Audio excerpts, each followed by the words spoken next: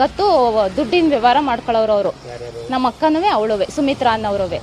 ಅವಳಿಗೆ 3 ಲಕ್ಷ ದುಡ್ಡು ಕೊಟ್ಟಿದ್ದಾಳಂತೆ. ಅದು ನನಗೂ ಹೇಳಿದ್ದಾಳೆ 3 ಲಕ್ಷ ದುಡ್ಡು ಕೊಟ್ಟಿದ್ದೀನಿ ಅಂತ.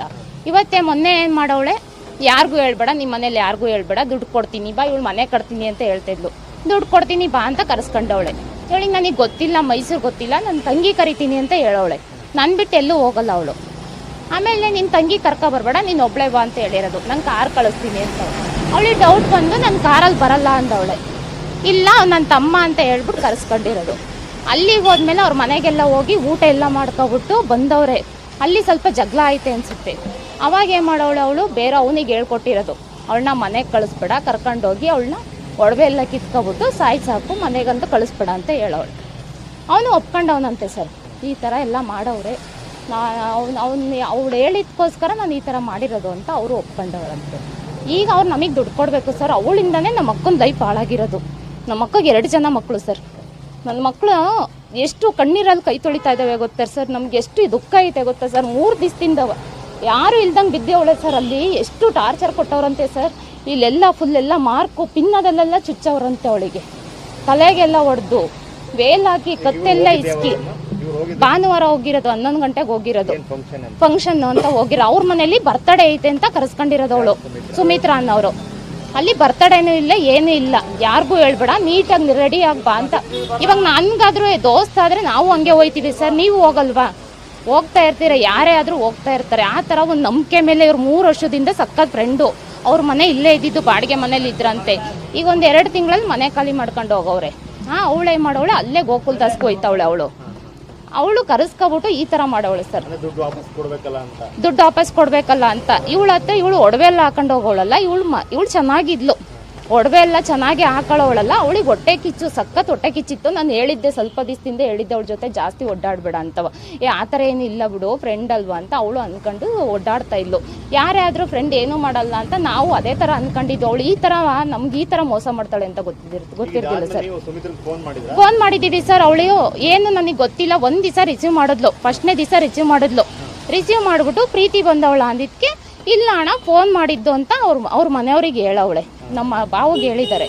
ಅದಾದ್ಮೇಲೆ ಅವತ್ತಿಂದ ಫೋನ್ ಮಾಡಿಲ್ಲ. ಏನಾಯ್ತೆ, ಏನು ಬಿಟ್ಟಿತೆ ಅಂತ ಅವಳು ಫೋನ್ ಮಾಡಬೇಕು ಸರ್. ಅವಳು ಫೋನ್ ಮಾಡಿಲ್ಲ. ಈಗ ಅದಕ್ಕೆ ಬೆಳಗ್ಗೆ ಫೋನ್ ಮಾಡಿದ್ಕೆ ಅವಳು ಫೋನ್ ರಿಸೀವ್ ಮಾಡಿಲ್ಲ. ನಾವೇನ್ ಮಾಡೋಣ ಸರ್? ನಮ್ಗೆ ಅವನು ಹೇಳ್ತಾ ಇದ್ದಾನಲ್ಲ, ಅವರೇ ಕರ್ಸಿರೋದು, ಅವ್ರ ಮನೆಗೆಲ್ಲ ಹೋಗಿ ಊಟ ಮಾಡ್ಕೊ ಬಂದಿದೀವಿ ಅಂತ ಅವ್ನು ಹೇಳ್ತಾ ಇದ್ದಾನಂತೆ. ಅವನು ಆ ಥರ ಕಂಪ್ಲೇಂಟ್ ಕೊಟ್ಟವನೇ. ಅವನು ಅವ್ರಮ್ಮ ಮತ್ತೆ ಅವ್ರ ಮಗ ಅಂತೆ, ಆನಂದ್ ಅಂತ ಅವ್ರ ಮಗನ ಹೆಸರು. ಅವರೆಲ್ಲ ಸೇರ್ಕೊಂಡು ನಾವು ಮಾಡಿರೋದು, 3 ಜನ ಮಾಡಿರೋದು. ಅವನು ಹೇಳ್ಕೊಟ್ಲಂತೆ ಅವಳು, ಅವಳನ್ನಂತೂ ಬಿಡ್ಬೇಡ ನೀನು, ಅವಳನ್ನೇನಾದ್ರೂ ಮಾಡಾಕಿ ಸಾಯಿಸ್ಬಿಡು ಅಂತವ. ಅವ್ನು ಅದಕ್ಕೇನೆ ಅವ್ರ ಮನೆ ಹತ್ರ ಕರ್ಕೊಂಡೋಗಿ ಅವ್ನು ಸಾಯಿಸಿರೋದು. ಆ ಥರ ಮದ್ವೆಯಾಗ 16 ವರ್ಷ ಐತೆ ಸರ್. ಮಕ್ಕಳು ಅವನು ದೊಡ್ಡವನು, ಅವನು ಚಿಕ್ಕವನೊಬ್ಬ ಇದ್ದಾನೆ. ಇವ್ರು ಗಾರ್ಮೆಂಟ್ಸಿಗೆ ಹೋಗೋರು, ಗೋಕುಲ್ದಾಸ್ಗೆ. ಅವ್ರು ಹೋಗಕ್ಕೆ ಹಿಡಿದು 5 ವರ್ಷ ಆಯ್ತು ಸರ್. ಅವಾಗ ಪರಿಚಯ ಆಗಿರೋದು. ಈಗ ಒಂದು 3 ವರ್ಷದಿಂದ ಪರಿಚಯ ಆಗಿರೋದು ಅವಳು. ಅವರು ಸುಮಿತ್ರಂದು ಯಾವ ಊರು ಅಂತ ಗೊತ್ತಿಲ್ಲ ಸರ್. ಇಲ್ಲಿ ಬಾಡಿಗೆ ಮನೇಲಿ ಇದ್ಲಂತೆ ಅವಳು. ಅವಾಗಿದ್ದ ಈಗ ಒಂದು 3 ವರ್ಷದಿಂದ ಸಖತ್ ಫ್ರೆಂಡ್ ಆಗಿದ್ರಂತೆ. ಅವ್ರ ಅದಕ್ಕೆ ಇವ್ರಿಗೂ ಗೊತ್ತು.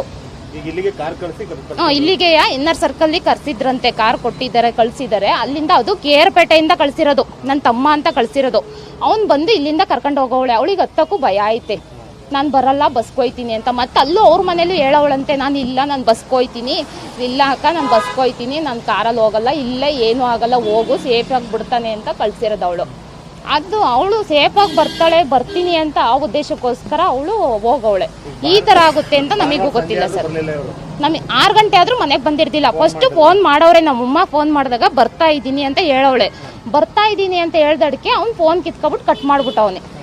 ಅವಾಗಿಂದ ಫೋನು ಇಲ್ಲ, ಏನೂ ಇಲ್ಲ. ಆಮೇಲೆ ಅವ್ನು ಮತ್ತೆ ಫೋನ್ ಮಾಡಿದ್ಕೆ 4:15 ನಮ್ಮ ಬಾವ ಫೋನ್ ಮಾಡಿದ್ದಾರೆ, ರಿಸೀವ್ ಮಾಡಿಲ್ಲ. ಆಮೇಲೆ ನಮ್ಮ ಅಮ್ಮ ಫೋನ್ ಮಾಡಿರೋದಕ್ಕೆ ವ್ಯಾನಲ್ಲಿ ನಾವು ಕ್ಯಾಬ್ ಮಾಡ್ಕೊಂಡು ಹೋಗಿದ್ದೀವಿ, ಫೋನ್ ಇಲ್ಲೇ ಬಿಟ್ಟು ಹೋಗಿದ್ದೀರ ಅಂತ ಅವ್ರು ಹೇಳಿರೋದು. ಫೋನ್ ಮತ್ತೆ ಚಂದ್ರಾಯಪಟ್ಟಣಕ್ಕೆ ತಗೊಂಡು ಕೊಟ್ಟಿದ್ದಾರೆ. ಇವರು ಹೋಗಿದ್ರು, ನಮ್ಮನೆಯವರು, ನಮ್ಮ ಬಾವ ಎಲ್ಲ ಹೋಗಿದ್ರು. ಆ ಕಂಪ್ಲೇಂಟ್ ಕೊಟ್ಟಿದ್ವಲ್ಲ ಸರ್, ಫೋನ್ ಐತೆ ಬನ್ನಿ ಅಂತ ಹೇಳಿದ್ರು. ಆಮೇಲೆ ಮತ್ತೆ ಸಂಜೆ ಬಂದು ಕೊಟ್ಟೋಗಿದ್ದಾನೆ ಚಂದ್ರಾಯಪಟ್ಟಣಕ್ಕೆ. ಮತ್ತೆ ಮಾರನೇ ದಿವಸಕ್ಕೆ ಸ್ಟೇಷನಿಗೆ ಬರೋಕ್ಕೆ 2 ಗಂಟೆ ವೆಯ್ಟ್ ಮಾಡಿಸಿದ್ದಾನೆ. 9 ಗಂಟೆಗೆ ಬರ್ತೀನಿ ಅಂತ ಅವನು 2 ಗಂಟೆ ವೆಯ್ಟ್ ಮಾಡಿಸಿರೋದು.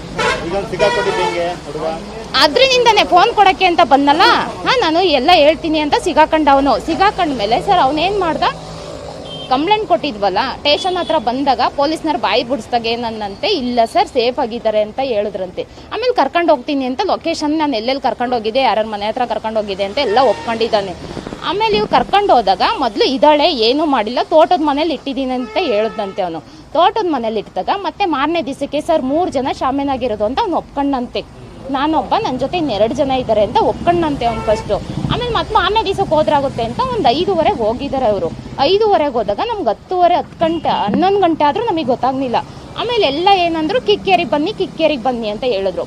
ಆ ಕಿಕ್ಕೇರಿಗೆ ಹೋದಾಗಲೇ ನಮಗೆ ಗೊತ್ತಾಗಿದ್ದು ನಮ್ಮ ಅಕ್ಕಂದು ಅಲ್ಲಿ ಬಿದ್ದಿದೆ ಅಂತ. ಅದು ಫುಲ್ ಅವ್ನು ಸಾಯಿಸ್ಬಿಟ್ಟು ವೇಲೆಲ್ಲ ಹಾಕ್ಬಿಟ್ಟು ವೇಲೆಲ್ಲ ಹಾಕಿ ತಲೆಗೆಲ್ಲ ಹೊಡೆದು ತಲೆಯೆಲ್ಲ ಗುಂಜಾಡಿ ಓಲೆಲ್ಲ ಕಿತ್ತಿದ್ದಾನೆ. ಓಲೆ ಬಂದಿಲ್ಲ, ಅದು ಓಲೆ ಹಂಗೆ ಕಿವಿಲೇ ಇತ್ತಂತೆ.